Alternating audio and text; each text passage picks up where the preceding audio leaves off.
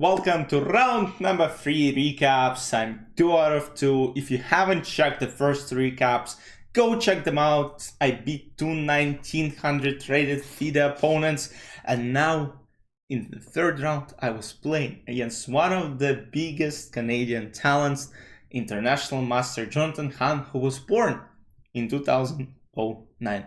Oh my goodness, I feel old. This guy is 6 years younger than me, and he is 10 times better than me. But let's see what happened in the game. So again, we didn't have time to prepare. The round started very late, and I was like, I saw that he played bishop g5 line in Najdorf in one of the tournaments, I believe, or I generally got it from somewhere, and I was like, he plays bishop g5, and he probably knows a lot more than I do. But to my surprise, on the second move, he plays knight e2. Huge surprise. I was like, oh, knight e2. Exciting. So now I play d6. I still want to transpose to Najdorf. But he plays g3, and here I felt myself kind of safe, because I didn't really want to play this line. So what I mean by bishop g5 is there is this line in Najdorf. d4 takes knight d4, knight f6, knight c3, a6, bishop g5. One of the sharpest line, and recently I had terrible results with it. I lost to Grandmaster Razvan Priut. I have a recap on my channel. He just destroyed me like in maybe 20 moves. So you gotta be careful, and I had bad results in this line before. Some gems crushed me here. And I generally try to learn more here, but it's still tough. There's just a bunch of options for both white and black, and you gotta know a lot of theory.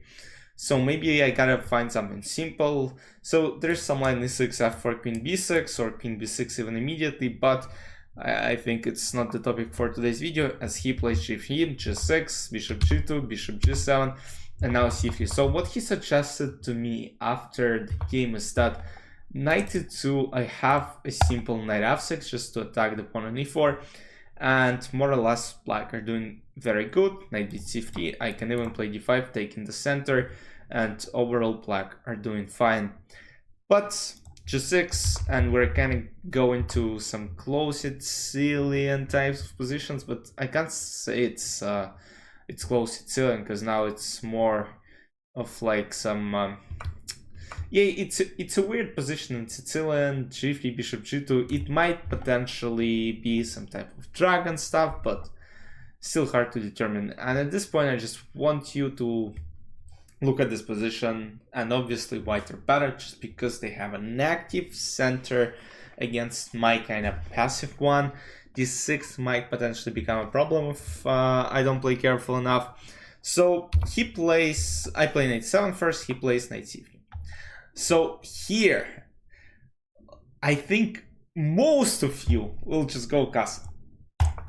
But castle is a terrible move in this case, because now white can just launch their kingside attack.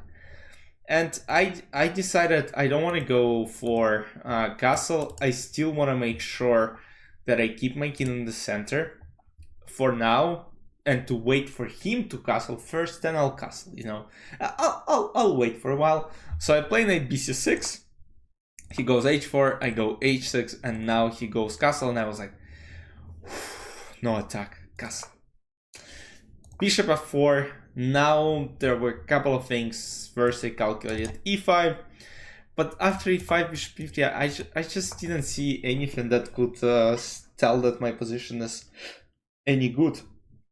So instead of e5, because look, if I take on d4, this just doesn't make sense to me. Like, d5 is weak, d6 is weak, and I have to play this. I have to defend for the rest of the game. So I decided to play d5. I thought it's more reasonable option, because I saw a concrete line here, which actually happened on the board, and I was extremely happy.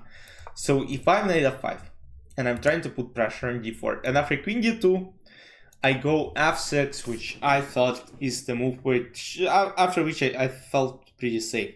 Because now I have a lot of pressure on d4 pawn, and I'm breaking his very strong center. So e takes f6, queen f6. Now there are some problems. Rook a d1, and now I capture the pawn on d4.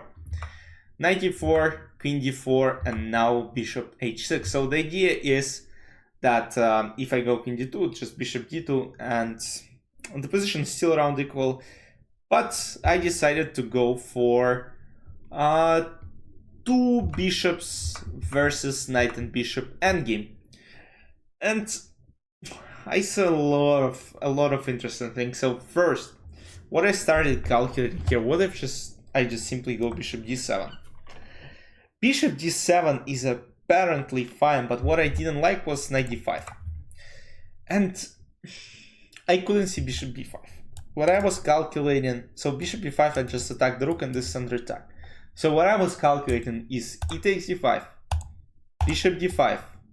I go something like king h8, bishop b7, and now I again had bishop b5. And if I go rook d8, now white are just a lot better by playing rook fd1, and I have a lot of troubles. So I calculated bishop h3, but again it's just bishop a8, bishop f1, king f1, rook a8, and I thought that white have too many pawns, and it's not a very clear position. Like, I'm definitely not, I'm playing for a draw here. I think only white have chances to win this one. Because, yeah, I mean, I wasn't sure about this position at all. Probably a draw, but still I have to probably play for it. So after rook d4, I decide to go for bishop g7. I also kept in mind that I have some bishop c3 ideas, maybe just to take this off the board and then potentially try to attack the pawn on c-file. Rook d2, now I go rook b8. My idea was to play b5, b4 to be more active. Once again, why I don't play bishop d7 right now, you might ask? For the same reason, I didn't like e takes d5, but again, I missed bishop b5. I also could just take in h8, bishop b7 and play, let's say, bishop b5 here, bishop a8, bishop f1, and we kind of transpose to the position I showed you seconds earlier. So after rook b8, he goes for... Oh, just to show you what might happen is, let's say I go b6, and there is simple knight d5, and now I have a lot of troubles on this long diagonal. So rook b8, rook e1, b5, knight e2, bishop d7, knight d4, putting the knight to the center. And now it looked like I had to give up my bishop, takes, rook goes to c8, and now I'm threatening to play rook c2 and put some pressure on the second row. So rook goes to d2, king f7, bishop f1, rook goes to c5, trying to potentially protect it, bishop d3. Now I felt like white put some pressure on my pawns. I go rook c8, rook goes to e5. And at that point I was like, okay, he goes rook g5 and I have to do something. So computer said after rook c1, king g2, king f6, I'm actually fine, but I just, you know, I have a feeling of not believing computers. Rook g5 and I have bishop 8. That's what I calculated, but I just didn't think that it will be a good setup for black, even though, yeah, pretty much equal. So I went for d4. d4 is a slight mistake, but white needed to find the only move, which is f4. And let's see if I play rook e5 takes. Now there is f6 square, which white might actually use. Rook f2, king g7, and after rook f6, rook e5. It's again a very unclear endgame where white have a slight advantage. But Jonathan plays rook d e2, which is a slight mistake, because now I calculated the first line where I probably have no chances of losing, because after takes rook c1, king now has to go to h2, and I go bishop c6, threatening checkmate on h1 square. So g4 was played, and now I go rook d1, attacking this bishop, and now suddenly this pawn becomes a slight problem.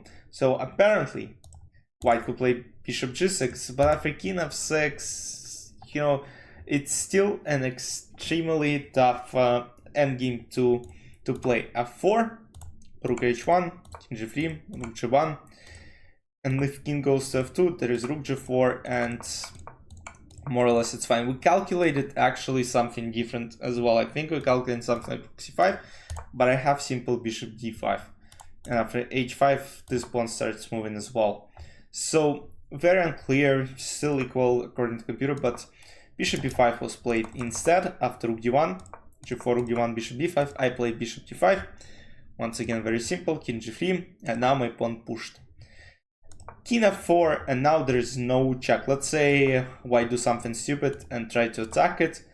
I go d2, and now it turns out that I just win a piece because bishop a4, I go rook g1, king h2, d1, and black are winning the game because I had this rook g1 and then promotion. So king f4 was played, king f6. King f6 has smart idea because I thought of d2, but after d2, I didn't like, no, maybe not here, but I also calculated something along rook d2 lines, but I just didn't like king g5. And now, as I thought, white are actually better, despite this pawn being extra powerful. So I decided to play king f6 just to not let white go to g5 with their king and try to create pressure against this pawn. Rook e3, d2, and now I found a clear way to draw, because after rook d3, rook e1, I offered a draw to Jonathan and he accepted, because no matter what white do, it will be a perpetual check, because now I'm threatening to promote. Let's say they go g5, I go king e7, and after rook d2, I go simple e5, and now I just check rook g1, king h3, rook h1, and there is no way to escape this check. This bishop is blocking every single square here. e5 was played to protect f4, and now only thing I should do is to check on h file, and if g5 is not being played, and rook d2, same thing, rook g1, and simple checks on h and g file. And after rook e1, the game ended in draw. So after 3 rounds, I'm 2.5 out of 3.